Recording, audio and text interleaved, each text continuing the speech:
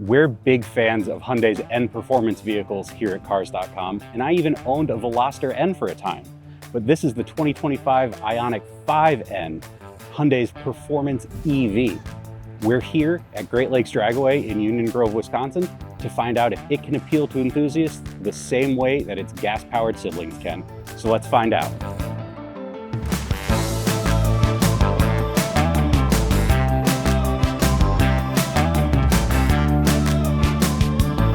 All right, we are in the Ioniq 5N, and one of the things that's great about EVs is their straight line speed, and that's one part of the Ioniq 5N's appeal as well. Hyundai claims a 0 to 60 time of 3.25 seconds, so we're gonna see what we can do, but there's some stuff we've had to do first. We had to precondition this for drag racing. We had to have the state of charge at least 95%. I'll get more into the details of what we need to do in the write-up, but there's just so much configurability here. Let's get up to the line and activate launch control and see what we can do.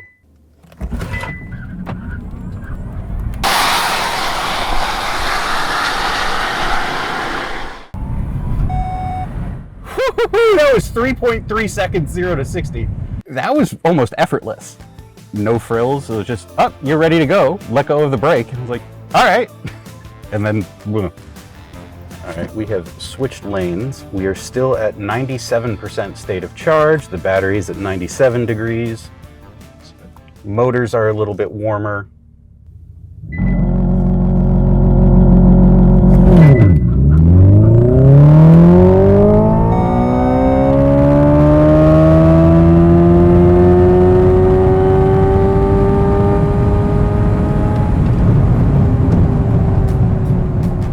That was 0 to 60 in 3.29 seconds, so this is very repeatable. I changed the exhaust sound to ignition, which mimics, I guess you could say, the Elantra N's 4-cylinder. I don't care for it, if I'm being honest. I actually enjoyed the first run better without any of the active sound effects on.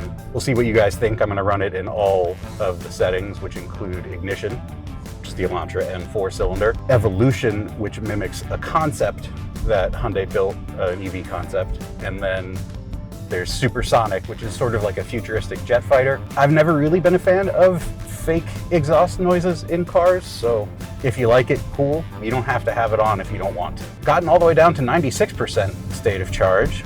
Let's see how fast we went on that one. I cannot see because I'm wearing polarized sunglasses.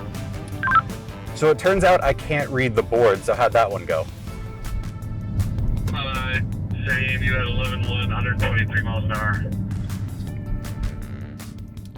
I'm sensing a pattern.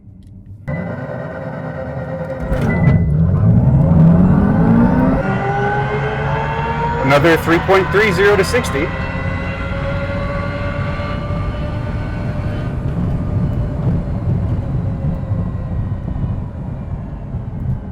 I really don't think we're going to do much better than that, but I'm happy to keep trying because it's really fun.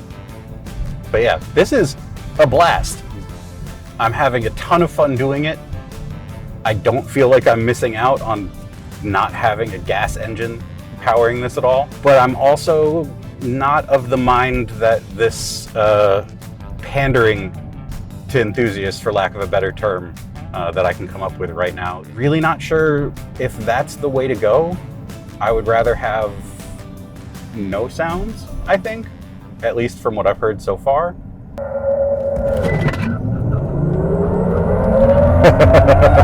This is a good-sized SUV hatchbacky thing.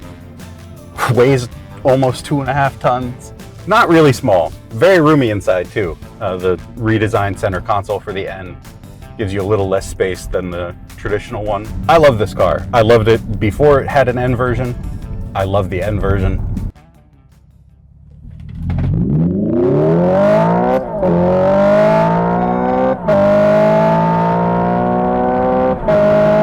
Ooh, okay.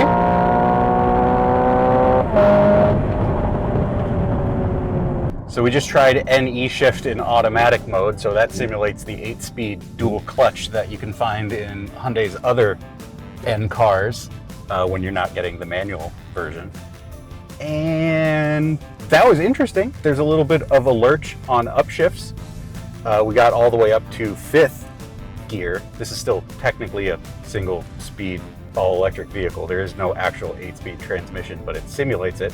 And that includes those upshift jolts, and you can feel them. I think that actually works a little bit better with the faux engine noises, but I don't know.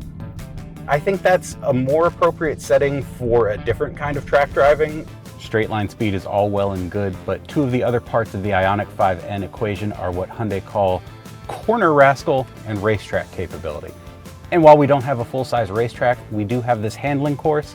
And we also brought along managing editor Joe Bruzek and senior road test editor Mike Hanley to help give us impressions and see how the Ioniq 5N really can appeal to non-EV enthusiasts. So let's see how it does.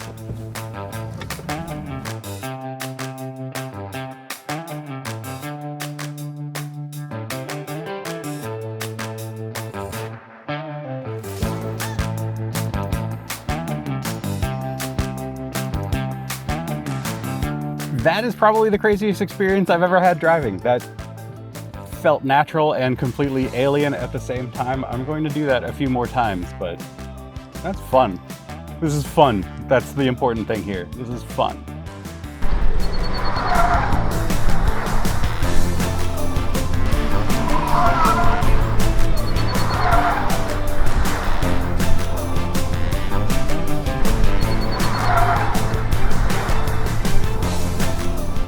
You'll never believe this, it's still fun.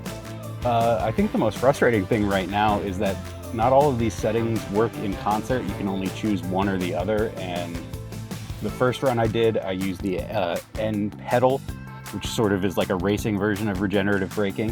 It was helpful, but it was a little bit hard to modulate. That time I used N E-shift, which is the fake dual clutch transmission, and that was a lot more helpful in providing feedback, which is its goal, is to make this feel like an internal combustion car and give you those cues. And for track driving, or whatever we're calling this level of track driving, that's definitely what I prefer so far. But let's see what else we can do.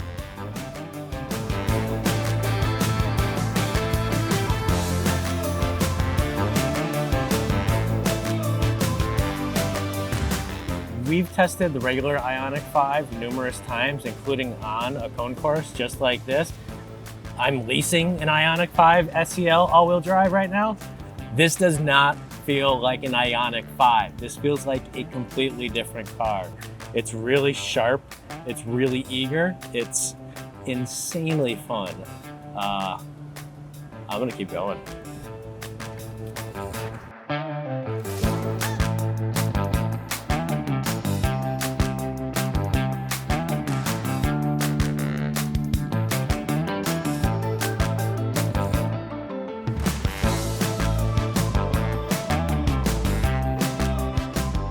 Didn't notice a whole lot of difference with the end torque distribution all the way to rear wheel drive, which I thought was odd.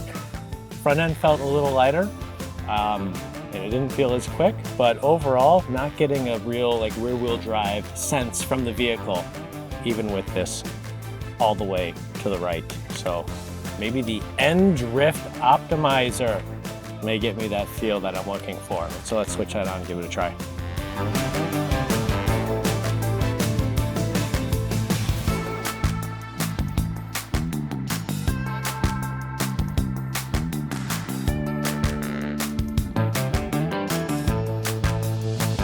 Oh, it's twitchy. Drift mode is twitchy and it feels artificial. It doesn't really feel like you're naturally drifting out of a corner, or you put on a little power and it just kind of, drifts on its way out.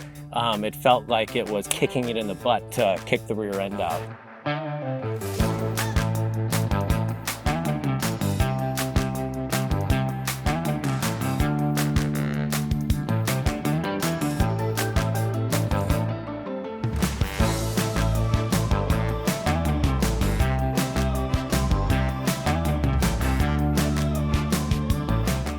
For a big, heavy vehicle, it actually manages its weight pretty well.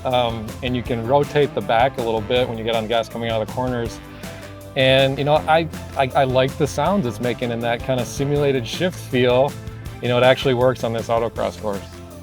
After putting the 2025 Hyundai Ioniq 5N EV through its paces, we all agree it's a hell of an enthusiast car. It's not a replacement for an internal combustion car, but it is one great alternative. A lot of the performance modes that sort of pretend to make it an internal combustion car, like N E-Shift, are actually really helpful and give you that feedback that a lot of other performance EVs don't offer.